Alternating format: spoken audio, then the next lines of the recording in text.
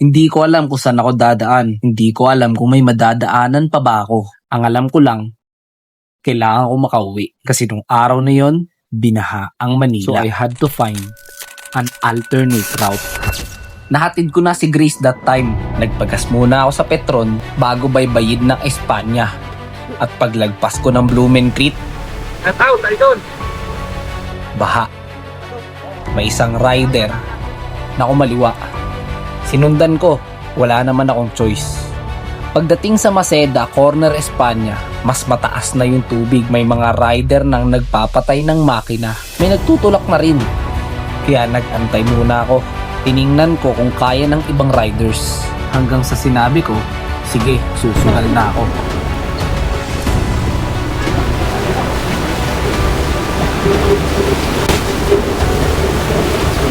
At nakatawid naman.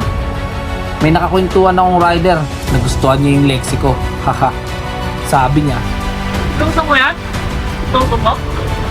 Lakas talaga, no? Gusto ko rin pa eh. Mataas naman yung ECU eh. tanong ko kung saan papunta yung daan.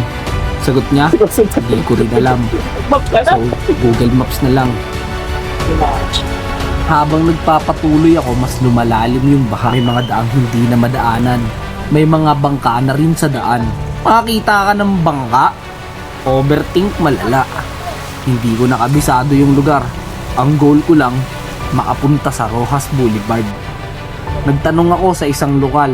Kanya? Tinuro niya. Nagkahan? O yan, dito. Dito na kayo.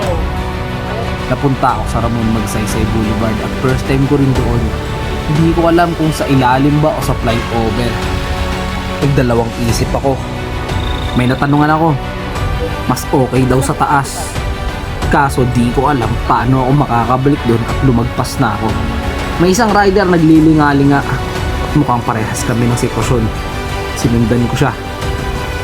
At hindi nagtagal, nakarating ako sa Quirino Avenue. Sa puntong ito, pamilyar na. Doon ako nakahinga.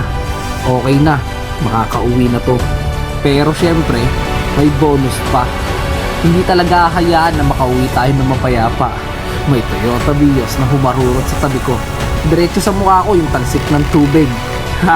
Pero okay lang, kasi natuntun ko na yung Rojas Boulevard. At alam ko na makakauwi na ako. Hindi man ito yung daan na plano kong tahakin, pero nakarating pa rin ako. Siguro ganun talaga ang biyahe. Hindi mo kailangan malaman lahat ng liko. Kailangan mo lang magpatuloy. Dahil bawat alternate route, bawat detour, at bawat daang hindi mo pa kabisado takes you miles ahead. Ride safe guys, and see you on the roads ahead.